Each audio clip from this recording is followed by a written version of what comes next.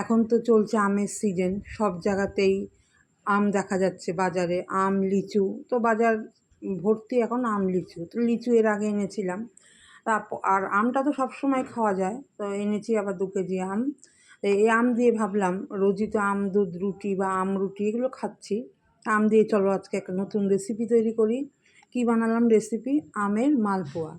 তো যেমন নর্মালি আমরা মালপোয়া বানাই সুজি ময়দা চিনি দিয়ে, এটাও সেই রকমই, সাথে আবার একটু আমটা অ্যাড করেছি।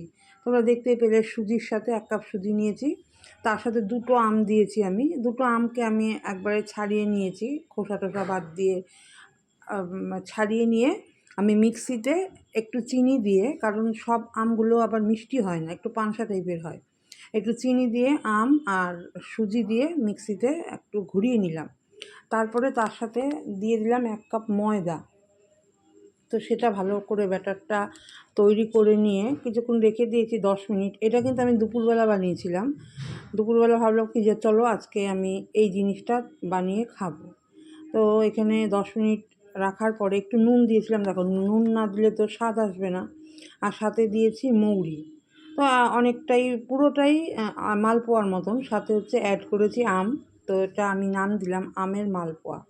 তো যাই হোক, মালপোয়াটা দেখো, যেটা আমি দেখলাম একটু ফারাক, মালপোয়াটা ফুলে যায় চারদিক। মালপোয়া যে জিনিসটা হয় সেইটা এটা হয়নি, ফোলেনি, তবে কিন্তু বেশ ভালো হয়েছে। এবার একটা একটা করে এগুলো সাদা তেলের মধ্যে দিয়ে আমি ভেজে নিলাম।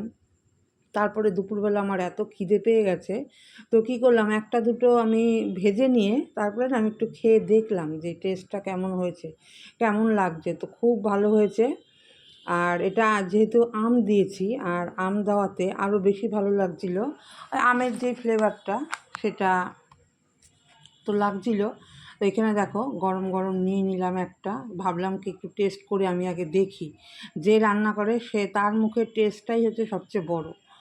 সে যদি মনে করে যে পারফেক্ট, তবে পারফেক্ট। তো যাই হোক, এখানে নিয়ে নিলাম। আর খেতে কিন্তু খুব ভালো হয়েছিল, খুব অসাধারণ হয়েছিল। তবে এটা ঠান্ডা হয়ে যাওয়ার পরে একটু শক্ত হয়ে গেছিলো, গরম গরম কিন্তু একদম নরম ছিল। তো আমি তো প্রথমে একটা নিয়ে বেশ খেয়ে নিলাম, খিদে পেটে খেয়ে নিলাম, বেশ ভালো হয়েছে। আমের মালপোয়া নতুন বানালাম এবছর। অনেক কিছুই হয়, পাটিসাপটাও করে দেখি অনেকে, আমের মালপোয়া বানালাম আমি। তো একটু ভ্যারাইটি করতে হয়, রোজই আম দুধ রুটি, আম ভাত দিয়ে দুধ দিয়ে এগুলো না খেয়ে একটু অন্যরকমভাবেও খাওয়া যায়। তো এখানে তারপরে দেখো, ওই মালপোয়াটা আমি খেয়ে নিয়ে তারপরে এগুলো আবার পরপর বানিয়ে নিলাম, যতটা ব্যাটার ছিল বানিয়ে নিয়ে একটা প্লেটের মধ্যে নিয়েছিলাম যাতে ঠান্ডা হয়ে যায়। ঠান্ডা হয়ে যাওয়ার পরে আমি একটা কন্টেনারে, এয়ারটাইট কন্টেনারে রেখে দিলাম। রেখে তারপরে 2 দিন 3 দিন দিয়ে এটা খেয়ে নিলাম।